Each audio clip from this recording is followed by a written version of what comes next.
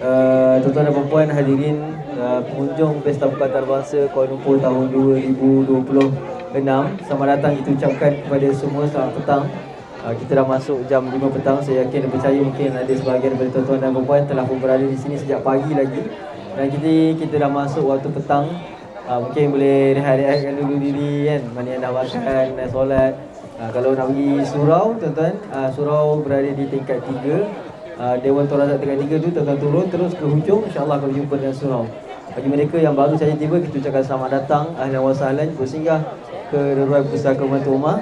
Kita menyediakan buku terbaik, koleksi terbaik daripada YB Tan Sri Tuan Guru Haji Abdul Awang.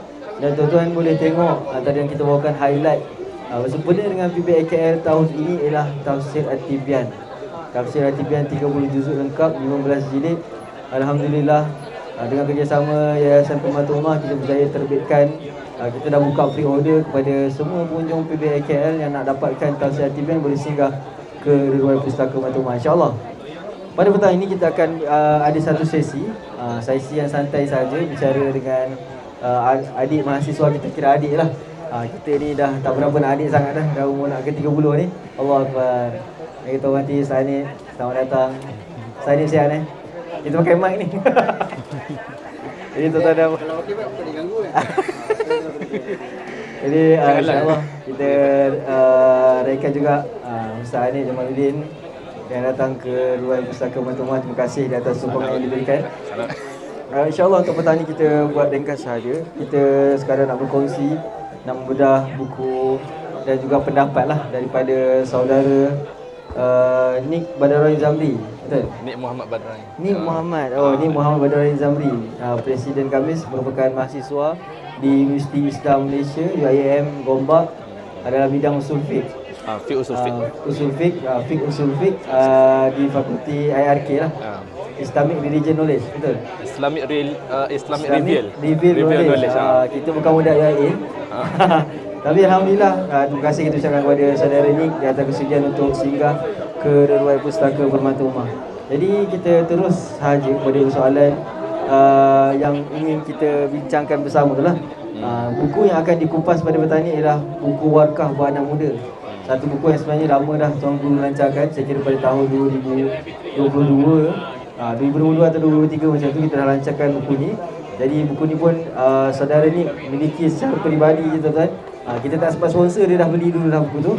Jadi kita nak tanyalah kepada saudara ni, buku ni merupakan warkah istimewa yang Tuan Guru tulis khas untuk kita, anak muda, generasi muda sekarang ni, dan cuba merungkaikan kekeliruan dan menjernihkan kefahaman tentang politik yang sering dilabel negatif lah. Bila anak muda macam kita ni, sebahagian daripada kita tu dibesarkan sebahagian daripada kita tu dibesarkan dengan label negatif pasal politik ni kotor dan sebagainya. Jadi kita nak tanyalah kepada saudara ni, macam mana bila saudara ni baca buku ni, apakah perspektif ataupun perkara pertama yang saudara ni rasa kita boleh dapat daripada buku ni? Silakan. Okey. Test mic 1 2 3 bismillah. Test mic. Bismillahirrahmanirrahim. Alhamdulillahirabbil alamin wassalatu wassalamu ala asyrafil anbiya wal mursalin. Tak nyala. Test mic. Assalamualaikum warahmatullahi wabarakatuh. Alhamdulillahirabbil alamin wassalatu wassalamu ala asyrafil anbiya wal mursalin sayyidina wa maulana Muhammad wa ala alihi wa sahbihi ajma'in. Subhanaka la ilma lana illa ma 'allamtana innaka antal alimul hakim. Rabbi shrah lana sudurana wa yassir lana umurana wahlul 'uqdatam min alsinatina yafqahu aqwalana. Pertamanya saya ingin mengucapkan terima kasihlah kepada pihak Pustaka Pembantu Ummah kerana sudi untuk memanjangkan jemputan kepada saya untuk membedah ataupun mencerakinkan berkenaan dengan gagasan ataupun idea yang berhormat Datuk Seri Tan Sri Datuk Seri Tuan Guru Haji Abdul Awang sendiri. Kalau ikutkan dari segi kapasiti saya sendiri pun bukanlah orang yang selayaknya untuk kita menerokai ataupun kita membedah idea-idea ataupun gagasan ayah cik sendiri.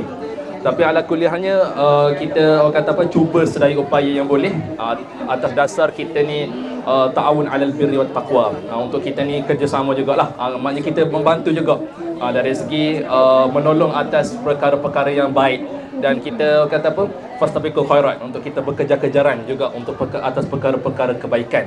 Okey, jadi berbalik pada persoalan tadi, iaitu apa jis ataupun perkara utama yang saya dapat daripada buku Ayah Cik ini sendiri, ialah yang terutama sekali yang kita nampak pada hari ini, seperti yang saudara moderator sebut sebentar tadi, tidak dapat tidak memang suasana politik pada hari ini, dan saya boleh katakan politik-politik sebelum ni pun, suasana politik sebelum ni pun memang ianya sinonim bahawasanya politik ni sesuatu yang asing bagi anak muda sendiri, kerana mereka nampak dari segi politik ni ialah sesuatu yang amat-amat tinggi. Ada juga yang berpandangan begitu, amat-amat tinggi dan amat-amat jauh untuk kapasiti dia orang.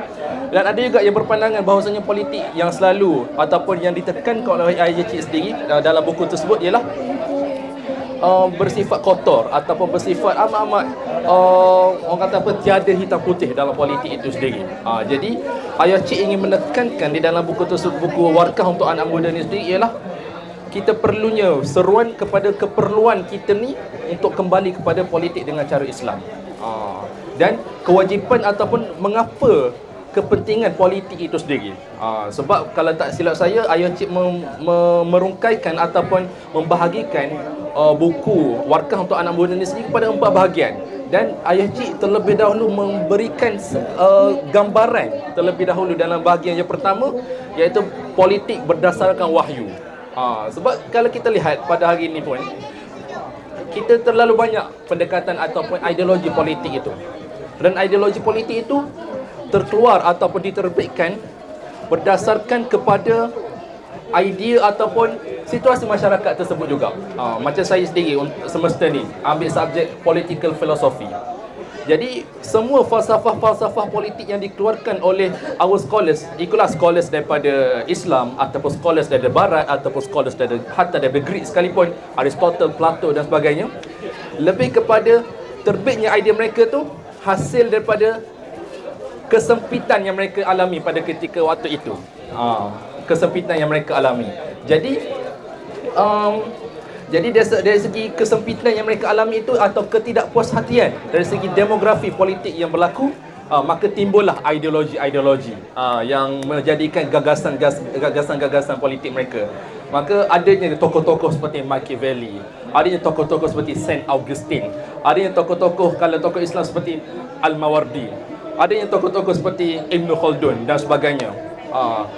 Jadi politik yang moden pada hari ini ni lebih kepada berkiblatkan kepada Barat itu sendiri. Kerana kalau kita lihat dari segi apa yang disentuh oleh Ayah Cik juga dalam buku ni, ialah idea yang dikeluarkan oleh Barat berkenaan dengan idea secularism.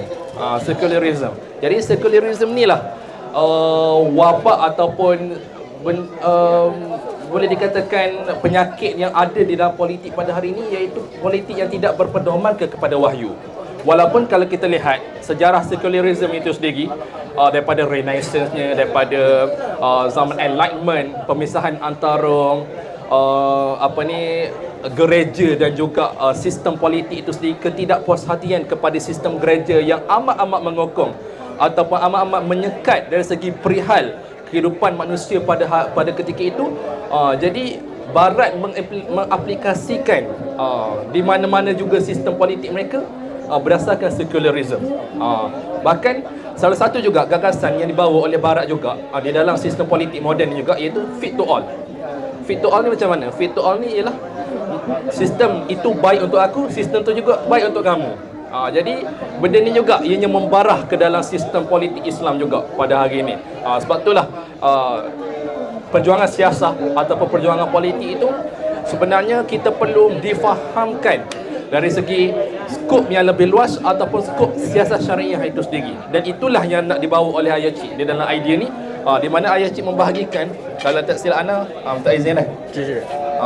Tak silap ananya dibagikan kepada 4 bab ataupun 4 buku, 4 jilid, iaitu yang pertama pedoman wahyu dalam berpolitik. Ada satu kaedah, kaedah qawaid fiqhiyah, al-hukmu 'ala syai' Al-hukmu 'ala syai' far'un an tasawwurihi. Maknanya apabila kita nak mengetahui, apabila kita nak mengetahui sesuatu perkara terlebih dahulu, maka kita perlu mengetahui terlebih dari segi terminologi ataupun dari segi kalau saya belajar fiqh fiqh, adanya takrifan dari segi lughatan, adanya takrifan dari segi istilahan ataupun terminologi itu sendiri. Jadi begitu juga dengan politik itu sendiri, politik Islam itu sendiri. Kita perlunya tahu dari segi di mana sumbernya sendiri sebelum kita menafsirkan bagaimana politik yang sebenarnya yang ditafsirkan oleh Islam. Bagaimana sebenarnya politik yang dibawa oleh Nabi Muhammad SAW. Bagaimana sebenarnya politik yang supposed to be umat Islam ni kena praktik sebenarnya. Jadi itulah orang kata apa, penekanan yang dibawa oleh Ayah Cik sendiri. Dan kenapa Ayah Cik memfokuskan kepada anak muda? Sebab anak muda ni juga kita boleh katakan sebagai kalau istilah daripada kalau takrifan daripada Syekh Muhammad Said Ramadan Al-Buti sendiri ialah anak muda ni sebagai cerminan kepada sesuatu peradaban. Dan daripada anak muda ni lah dia menerima segala sesuatu daripada peradaban tersebut. Contohnya macam situasi negara Malaysia. Jadi daripada situasi negara Malaysia ataupun sistem politik negara Malaysia itulah yang akan membentuk anak muda itu sendiri. Jadi disebabkan itulah islah dari segi anak muda, dari segi politik tu perlu diwujudkan terlebih dahulu. Sebelum anak muda tu dia mencorakkan kembali politik negara. Jadi itulah mungkin kata apa sedikit sebanyak bab pertama ataupun soalan pertama lah daripada saudara moderator tadi berkenaan dengan apa tadi? Takut anak lari terlalu jauh. Betul. Berkenaan dengan apa yang dapat terbaik. Ya, konten. Itulah orang kata apa, sedikit sebanyak berkenaan dengan konten daripada buku Warkah untuk Anak Muda ni. Dan orang kata apa yang anda boleh relatekan dengan situasi semasa. Allahualam. Tadi saudara ni ada menyebutkan tentang 4 bab yang ditulis oleh Tuan Guru. Dalam 4 bab ni ada 4 bab kan. Saudara ni suka baca bab yang mana? Sebab mungkin ada orang prefer baca bab yang pertama. Dah baca semua, dia rasa bab pertama ni ialah bab terpenting dalam buku ni. Ada orang mungkin prefer untuk bab kedua, bab ketiga dan bab keempat. Daripada segi saudara ni sendiri, bab mana yang rasa menarik saudara ni untuk betul-betul ingat poin-poin yang dalam buku ni? Okey, bismillah. Jadi sejujurnya bagi ana seluruh babnya penting. Seluruh keempat-empat buku tu, 4 jilid itu sebenarnya penting untuk membentuk satu gagasan ataupun idea politik baru yang kita hendak membentuk ke dalam Malaysia ni sendiri, iaitu politik berdasarkan Islam. Jadi kalau kita lihat, dia sebenarnya saling berkait. Kalau kita lihat jilid pertama tu lebih kepada nak mewujudkan satu tasawur, al-hukmu 'ala syai'in far'un an tasawwurihi yang saya sebut tadi. Bab pertama lebih kepada tu. Bab kedua kita Ayah Cik seakan-akan ingin menunjukkan satu sistem ataupun apa kewajipan yang perlu kita buat di dalam politik itu sendiri. Bagaimana ataupun Ayah Cik lebih kepada menunjukkan satu bentuk sejarah itu sendiri dalam bab kedua tu. Mana kata Ayah Cik ingin membuktikan bahawasanya politik ini sebahagian daripada Islam di dalam bab kedua tu. Sebab itulah Ayah Cik banyak meletakkan berkenaan dengan bab ataupun sirah-sirah di dalam bab kedua, buku kedua tersebut.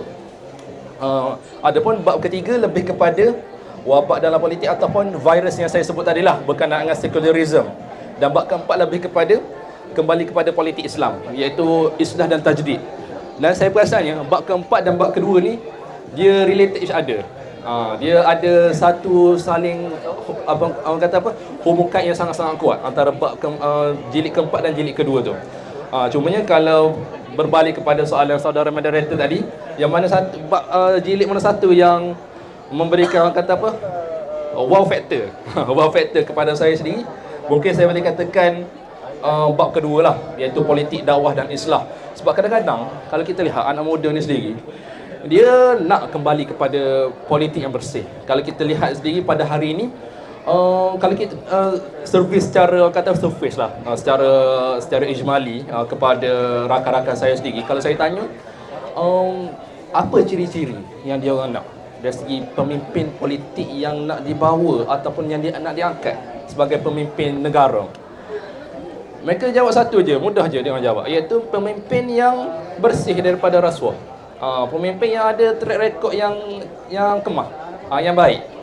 Jadi benda tu tak lain tak bukan, segala nilai-nilai ataupun segala orang kata apa, contoh ataupun suri tauladan tu ialah berdasarkan sirah sendiri ataupun pemerintah-pemerintah Islam yang terdahulu sendiri, iaitu pada zaman Nabi Muhammad sallallahu alaihi wasallam sehinggalah Khulafaur Rasyidin. Jadi pada buku yang kedua ni lah, jilid kedua ni lah, Ayah Cik memberikan satu model ataupun satu contoh suri tauladan yang baik, di mana Ayah Cik meletakkan berkenaan dengan Fathul Makkahnya, dan Ayah Cik meletakkan juga bagaimana penyusunan politik Islam itu sendiri, ijtihad pada zaman Nabi Muhammad sallallahu alaihi wasallam sendiri, dan ijtihad pada zaman Khulafaur Rasyidin sendiri. Di mana di situlah kita nampak bahawasanya keindahan politik Islam itu. Jadi apabila anak muda membaca jilid kedua tersebut, ianya seakan-akan memberikan satu bentuk orang kata apa, parameter bagaimana mereka ingin membuat penilaian. Sekarang ni pun kita berada dalam fatrah ataupun dalam fasa pilihan raya negeri yang banyaklah, kalau kita follow lah pilihan raya negeri. Jadi apabila anak muda hendakkan pemimpin yang mereka inginkan, dan bagaimana untuk mereka nak cuba lagi orang kata terokai, jadi bab kedua itulah bagi saya memberikan satu gambaran yang sangat-sangat baik berkenaan dengan pemimpin yang mereka hendak pilih dan bagaimana untuk pembinaan negara yang sepatutnya. Jadi itulah untuk menjawab persoalan kedua daripada saudara moderator. Okey, baik. Jadi pilihan daripada saudara ni ialah bab kedua lah. Termasuk juga bab kedua ni diceritakan adanya kisah sirah yang menjadi parameter ataupun garis ukur bagi anak-anak muda kita ni, terutamanya anak-anak muda untuk menilai sebuah pemimpin itu. Tapi mungkin tidaklah setara para sahabat dan sebagainya. Cumanya penilaian itu perlu dibuat. Pastikan parameter itu berada di tempat yang sepatutnya, dan kita cari kata apa, kalau istilah dia, cari yang kurang mudarat, itu paling lemah lah. Kalau boleh sebaik-baiknya tu kita kena pilih yang terbaik. Walaupun kita tak nafikan setiap manusia ada kekurangan dia, tapi perlu kita letakkan garis parameter ini. Dan mungkin yang terakhir lah, mungkin pesanan daripada saudara ni untuk anak-anak muda yang saya kira sangat ramai yang datang Pesta Buku Antarabangsa Kuala Lumpur ni. Jadi untuk selain daripada buku-buku yang mereka cari, jadi saranan saudara, kenapa anak muda ni masih perlu juga cakna tentang isu-isu politik, kepimpinan dan sebagainya. Okey, ini soalan yang sangat baik, dan bagi saya untuk soalan ketiga ni, saya bukan sahaja nak menekankan kepada anak muda juga, tapi mungkin penekanan saya sendiri kepada tokoh-tokoh politik semasa juga, tokoh-tokoh politik, dan juga khususnya lagi kepada parti-parti politik khususnya lah yang membawa kepada agenda Islam itu sendiri, yang menginginkan kepada agenda Islam itu. Okey, saya pergi terlebih dahulu kepada pesanan kepada anak muda ni, mengapa perlunya kepada politik ini sendiri. Kalau kita lihat, apabila kita nak berislam itu, dan kita semestinya kita nak menjadi seorang mukmin yang terbaik, dan semestinya apabila kita nak mengatakan kita ni mukmin ataupun muslim yang terbaik, semestinya kita akan rujuk kepada yang terbaik terus. Contohlah kalau kita makan, juga mestilah kita nak yang rating yang paling tinggi, iaitu 5 bintang. Sama juga dari segi contoh ataupun suri tauladan yang terbaik yang kita nak dalam agama kita sendiri, tak lain tak bukan Nabi Muhammad sallallahu alaihi wasallam lah. Jadi kalau kita lihat, apakah tujuan Nabi Muhammad sallallahu alaihi wasallam diutuskan? Nabi Muhammad ada 2 fasa, iaitu fasa dakwah secara sirriyah dan fasa dakwah secara jahriyah. Kedua-duanya misi ataupun misi yang dibawa ialah untuk dakwah, tapi berlainan dari segi pembawakan. Dakwah secara sirriyah, Nabi Muhammad SAW lebih memfokuskan kepada tarbiyah, lebih memfokuskan 13 tahun itu untuk pembentukan akhlak, pembentukan budi pekerti, pembentukan tata susila, sifat mahmudah, akidah itu sendiri. Mudah kata akidah dan tasawuf lah yang nak dibentuk oleh Nabi Muhammad SAW semasa fasa dakwah secara sirriyah, untuk mengumpulkan kekuatan secara grassroots ataupun akar umbi terlebih dahulu. Dan apabila Nabi Muhammad SAW berhijrah ke bumi Madinah, apakah tujuan Nabi Muhammad SAW pada waktu ketika itu? Dakwah juga, tapi dakwah dan juga siasah, iaitu untuk menegakkan negara Islam. Jadi kita sebagai seorang anak muda, sebagai seorang orang yang nak jadi yang terbaik, sebagai orang beragama yang terbaik, kita tak terlepas daripada 3 elemen tersebut sebenarnya, iaitu dakwah, tarbiyah dan juga siasah. Dakwah sebagai tujuan, tarbiyah sebagai asas, dan siasah sebagai lapangan perjuangan kita. Oleh itu, dia taklah semestinya, ni pesanan juga lah kepada anak muda juga, iaitu kita bersiasah ni, dia tak semestinya kita perlu bertanding ataupun kita kena menjadi seorang politician. Tapi cukuplah untuk kita ni sentiasa cakna. Cakna dengan isu semasa, cakna dengan apa yang berlaku dalam negara, cakna dengan orang kata apa, situasi kebobrokan masyarakat yang berlaku pada hari ini. Kalau kita lihat Nabi Muhammad SAW sendiri, tak pernah pun dalam hidup baginda ni duduk saja, orang Kelantan panggil, ataupun duduk bersahaja. Orang luar panggil duduk saja, duduk bersahaja, dua benda yang sama. Kalau tengok, sehingga kan ada satu hadis ni, Nabi Muhammad ni sampai satu tahap, dia kan hadis dia macam kisah lah, tapi dia kisah lah kiranya. Kisah di mana Nabi Muhammad terlupa dari segi terlupa rakaat solat. Tahu-tahu Nabi Muhammad dah berhenti solat pada waktu ketika itu. Padahal tersilap ana tu solat zuhur ke atau subuh macam tu lah lebih kurang. Nabi tertinggal satu rakaat. Nabi pergi ke belakang sebab biasa Nabi jadi imam. Nabi pergi ke belakang, lepas tu Nabi pun macam duduk bertipuh kot. Orang luar panggil bertipuh juga kan? Duk tipuh orang kata panggil. Ana tak ingat dari segi bahasa luar dia. Lepas tu sahabat pun tegur lah, Nabi tak ingat rakaat tu. Rupanya Nabi terlalu letih sebab berdakwah, letih sebab bermikirkan kepada umat pada ketika itu.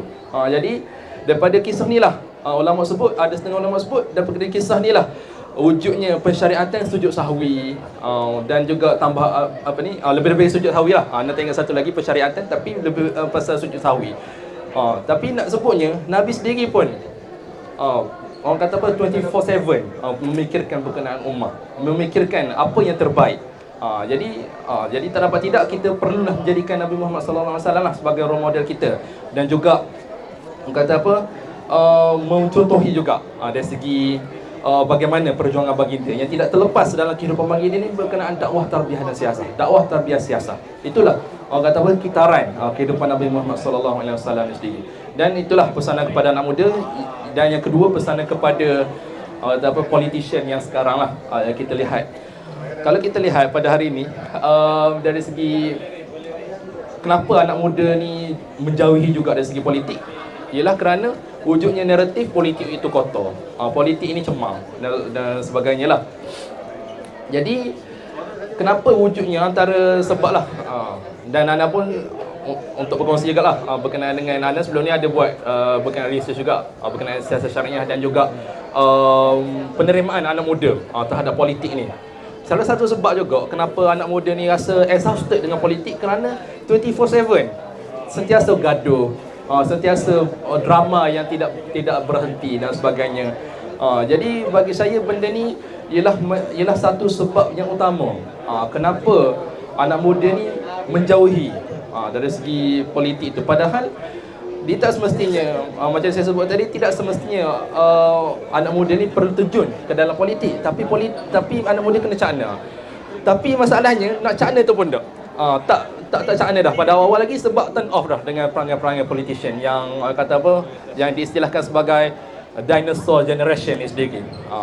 Sebab anak muda dia mahukan satu politik yang baru, satu politik yang matang, yang digagaskan juga oleh ayah cik juga, iaitu politik matang dan sejahtera. Dan saya harapkan itulah juga yang dibawa oleh politician dan juga parti-parti politik yang hendak target audiens diorang ni kepada Gen Z. Sebab kalau kita lihat next PRU ni juga lebih pada Gen Z sebenarnya yang akan involve di dalam politik ataupun di dalam sebagai first time voters dan sebagainya. Jadi formula dari segi menunjukkan satu bentuk kompetensi, satu bentuk orang kata apa, politik yang baru, politik yang lebih kepada statesman ataupun membina negara ni lah yang sebenarnya sepatutnya orang kata apa,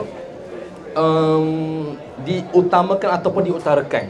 Cukup-cukuplah dari segi berbalah ataupun drama yang unstoppable, yang tidak berhenti. Dan pesanan ketiganya mungkin kepada orang kata apa, politik Islam tu sendiri, ataupun pembawa harakah Islamiah lah, harakah Islamiah. Sebab kalau kita lihat cara naratif yang disampaikan kebanyakannya lebih kepada menaikkan semangat ataupun menunjukkan kepada satu bentuk, orang kata apa, ibarat spark sahaja, ibarat kita nak mengapi-apikan sahaja, mengapi-apikan semangat lah, bukan mengapi-apikan dari segi perbalahan, dari segi semangat itu sahaja. Sebab kita dari segi preparation kepada anak muda ni, yang perlu ditekankan juga pada harakat Islamiah ini juga ialah preparation dari segi persediaan kepada mengisi kemenangan itu. Once kita nak mengisi kemenangan, tidak adanya satu set skill ataupun perlunya ada perkara-perkara persediaan yang sangat-sangat lumat ataupun banyak yang diperlukan kepada anak muda. Once anak muda ni hanya dibekalkan dengan semangat sahaja, tapi tidak dibekalkan dengan knowledge ataupun dibekalkan dengan sifat-sifat kepimpinan yang baik, jadi sudah tentu anak muda ni hanya akan, orang kata apa, hanya semangat hanya di kertas undi sahaja, bukannya semangat semasa hendak mengisi kemenangan. Sebab kita akan jadi terkapai-kapai. Oleh itu benda ni juga satu bentuk tamparan atau cabaran jugalah kepada harakah Islamiah sendiri untuk membuktikan bahawasanya selain daripada kita memainkan naratif bahawasanya Islam sebagai penyelesaian, kita perlu juga menunjukkan bahawasanya Islam sebagai sistem. Itu satu lagi, Islam sebagai sistem dan Islam sebagai alternatif yang utama kepada negara untuk menegakkan negara yang orang kata apa, syumul kepada nilai-nilai Islam itu sendiri. Jadi itulah tiga bentuk pesanan ataupun kepada orang kata apa, tiga entiti yang berasingan lah kiranya. Dan moga-moga ni kira penutup. Kira penutup. Dan moga-moga orang kata apa, yang perkongsian pada petang ni menjadi manfaat jugalah, manfaat kepada si pemberi dan juga pendengar yang lain jugalah. Dan apa-apa orang kata apa, kesilapan ataupun kekhilafan tu atas kekurangan saya sendiri. Moga-moga kita semua dapat lebih-lebih anak muda ni menjadi satu tulang belakang yang terbaik kepada negara dan mempunyai satu cita-cita untuk negara ni dibina dengan asas Islam, dibina atas dasar sirah Nabi Muhammad sallallahu alaihi wasallam itu sendiri. Jadi saya kembali kepada saudara moderator. Wallahu a'lam.